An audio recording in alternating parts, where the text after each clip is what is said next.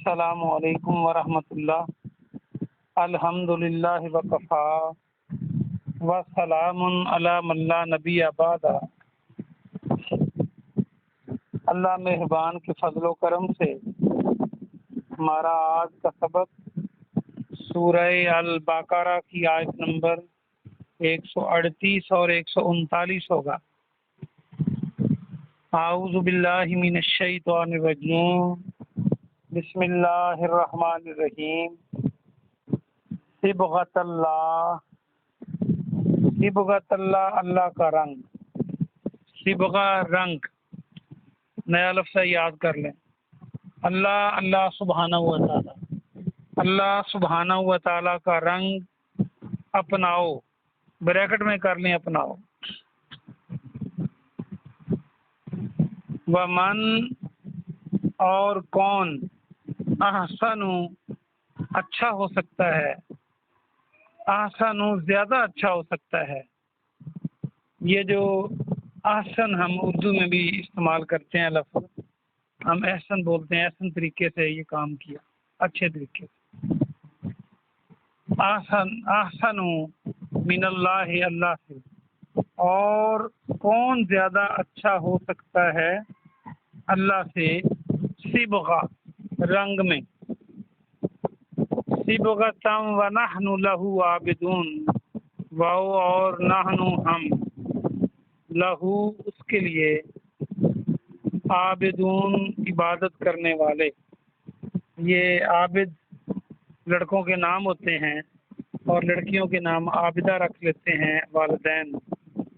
عبادت کرنے والی، عبادت کرنے والا، عابدون جمع ہے۔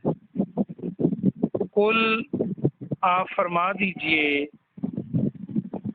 اتحاجوننا، آ کے معنی کیا، تا پشتو کے معنی تم، حاجو جھگڑنا، واو نون جمع کے لیے سب، نہ ہم سے، کیا تم سب ہم سے جھگڑتے ہو، کیا تم سب ہم سے جھگڑا کرتے ہو، استدلال کرتے ہو۔ یہ پہلے بھی آپ نے پڑھا، میں نے کہا تھا کہ اردو کا لفظ حجت، دلائل دے کر بات کرنا، اور جب دلائل مضبوطی سے ہوں تو پھر اس کو جھگڑے کی شکل اختیار کر لیتی ہیں۔ فی اللہ، اللہ کے بارے میں، بارے میں بریکٹ میں کریں، فی کے معنی میں اللہ، اللہ کے بارے میں، ہوا اور وہ، ربنا ہمارا رب ہے، وربکم اور تمہارا رب ہے، ولنا اور ہمارے لیے، لانا ہمارے لیے، اعمالنا ہمارے اعمال، عمل کی جمع اعمال، واو اور لکم تمہارے لیے، اعمالکم تمہارے اعمال، تمہارے اعمال تمہارے لیے، ونحن اور ہم، لہو اس کے لیے، مخلصون خالص ہیں۔ خالص کیا ہیں؟ مخلص ہیں، ہم اس کے لیے مخلص ہیں، یعنی خالص انداز میں عبادت کرنے والے ہیں۔ عبادت کو بریکٹ میں کریں، مخلص اور خالص، یہ ہم ان لفظوں سے واقف ہیں اردو میں۔ مخلص دوست کہتے ہیں سچے دوست کو، اخلاص والے کو۔ آسان سا سبق تھا، ایک لفظ نیا ہے، آپ اس کو یاد کر لیں۔ آئیے ہم اس کی مختصر تفسیر دیکھتے ہیں۔ اللہ سبحانہ و تعالیٰ فرما رہا ہے کہ اللہ کا رنگ اپناؤ، اور کون زیادہ اچھا ہو سکتا ہے رنگ میں اللہ سے، اور ہم اسی کی عبادت کرنے والے۔ اس کا بیک گراؤنڈ یہ ہے کہ عیسائیت سے پہلے یہودیت میں، آپ کو پتہ ہے یہودیت پہلے کی ہے، عیسائیت بعد کی ہے۔ یہودیت میں یہ بات انہوں نے بنا رکھی تھی کہ جب کوئی اپنا دین چھوڑ کر یہودی بن جاتا تو وہ اس کو غسل دیتے اور اس کو غسل دے کر یہ سمجھا جاتا کہ اس کے پہلے گناہ معاف ہو گئے ہیں اور وہ یہودیت کے رنگ میں رنگا گیا ہے۔ یہ بات بعد میں آنے والی عیسائیت نے بھی لے لی، اور عیسائیت بھی آج بھی ایسا عیسائی کرتے ہیں کہ اگر کوئی کسی دین سے عیسائیت میں آئے تو اس کو باقاعدہ غسل دیتے ہیں اور سمجھا جاتا ہے کہ عیسائیت کے رنگ میں وہ آ گیا ہے، بلکہ بعض عیسائی تو باقاعدہ کلر بھی لگاتے ہیں۔ اور ہندوازم میں بھی ایسا ہے کہ وہ لوگوں کو باقاعدہ ان کے منہ پر ایک خاص رنگ لگاتے ہیں جب ہندو بناتے ہیں اس کو۔ ایک تو یہ بات ہوئی کہ وہ نیا آنے والے بندے کو غسل دے کر ایک خاص رنگ لگاتے ہیں، یا رنگ لگائے بغیر کہتے ہیں کہ ہمارے مذہب کے رنگ میں یہ آ گیا ہے۔ دوسرا، جب ان کے بچے بڑے ہو جاتے ہیں تو ان کو باقاعدہ وہ یہودی اور عیسائی بناتے ہیں، ایک رسم ہوتی ہے، اس میں بھی وہ باقاعدہ رنگ لگاتے ہیں یا غسل دیتے ہیں۔ غالباً اس کو انگریزی میں بیپٹزم کہتے ہیں۔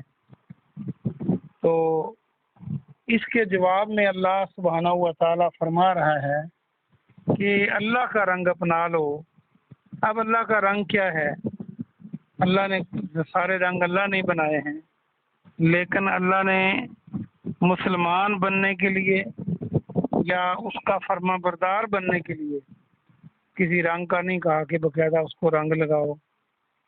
اللہ کی وحدانیت کو قبول لینا، اللہ کے ساتھ تمام شریکوں سے بیدار ہونا، اللہ کو ایک ماننا، اللہ کو اول آخر ماننا، اللہ کی صفات جیسی صفات کسی اور کی نہ تسلیم کرنا، اور اللہ کے برابر یا اللہ کا حصہ دار کسی کو نہ ٹھہرانا، اللہ کو سبحان گرداننا، اور یہ دل سے اقرار کرنا اور زبان سے اقرار کرنا، دل سے تصدیق اور زبان سے اقرار۔ اور پھر آج کے دور میں یا پیارے محمد صلی اللہ علیہ وآلہ وسلم کے تشریف لانے کے بعد رسالت کا اقرار کرنا اسی طرح جیسے لا الہ الا اللہ محمد رسول اللہ میں ہے۔ تو یہ اللہ کے رنگ میں آنے کی بات ہے، یہ اللہ کے گروہ اور اللہ کی جماعت میں آنے کی بات ہے، یہ اللہ کا جو پسندیدہ دین ہے اس میں آنے کی بات ہے، اور یہی رنگ، یہ محاورتاً بات بھی بنتی ہے، اور اللہ کے رنگ سے کس کا رنگ بہتر ہو سکتا ہے؟ یعنی جو دین اسلام میں آ گیا اس سے بہتر کوئی اور دین دنیا میں اس وقت موجود نہیں ہے، بلکہ یہ سوالیہ انداز ہے، گویا کہ جو سننے والے لوگ ہیں جو اس وقت کے یہودی اور عیسائی تھے وہ بھی اس کو تسلیم کرتے تھے کہ نیا مذہب آ چکا اور یہ آخری مذہب ہے، آخری نبی ہے، آخری کتاب ہے، اب کسی اور مذہب کی گنجائش نہیں ہے، اسی لیے سوالیہ انداز میں ان کو کہا گیا۔ پھر فرمایا کہ جب تم فرما بردار اللہ کے بن جاتے ہو، مسلمان بن جاتے ہو، تو بس کہو کہ ہم تو اسی کی عبادت کرتے ہیں۔ عبادت کی تمام قسمیں ایک مسلمان کو یاد ہونی چاہیے۔ ویسے میں نے آپ کو 3 قسمیں پہلے بھی بتائی تھی۔ عبادت کی جو قسمیں ہیں، قولی، فعلی اور مالی عبادت، یہ بڑی قسمیں ہیں، یہ تو ضرور آنی چاہیے کہ تاکہ انسان اللہ کے لیے یہ کرے، کسی اور کے لیے نہ کرے۔ اپنا مال خرچ کرے تو اللہ کو خوش کرنے کے لیے، اپنے جسم کی اور اپنے زبان سے جو بھی عبادات کرے وہ اللہ کی کرے، کسی اور کی نہ کرے، کسی کو شریک نہ ٹھہرائے، تو یہ اللہ کے رنگ میں رنگے جانے کے برابر ہے۔ آگے اللہ فرماتا ہے ان سے ذرا کہو یہودیوں اور عیسائیوں سے کہ تم اللہ کے بارے میں ہم سے کیوں جھگڑتے ہو، جبکہ ہمارا رب بھی اللہ ہے اور تمہارا رب بھی اللہ ہے۔ تم بھی اللہ کو رب مانتے ہو، ہم بھی اللہ کو رب مانتے ہیں۔ رب پالنے والا ہوتا ہے، اور جو پالتا ہے اس کے لیے ضروری ہے کہ وہ اتنا علم رکھتا ہو کہ جو اس کی مخلوقات ہے ہر ایک کے بارے میں اسے پتہ ہو، کون بھوکا ہے، کون پیاسا ہے، کس کو ضرورت ہے۔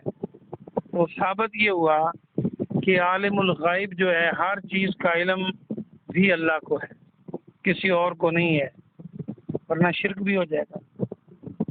اور اگلی رب کی خوبی اور صفت یہ ہونی چاہیے کہ وہ قادر ہو، اسے پتہ تو چل جائے کہ کون بیمار ہے، کس کو روزی کی ضرورت ہے۔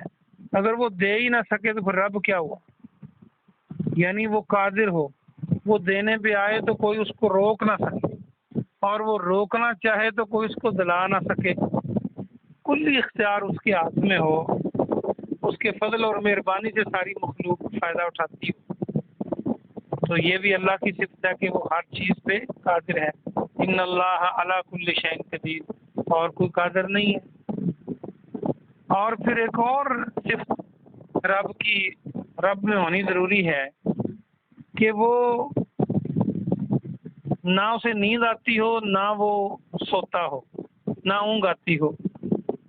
یعنی اگر وہ سو جائے گا تو اس کی مخلوقات اور کائنات کیسے چلے گی؟ اور یہ بھی صرف اللہ کی صفت ہے۔ باقی ہر بندہ سوتا ہے، ہر مخلوق سوتی ہے۔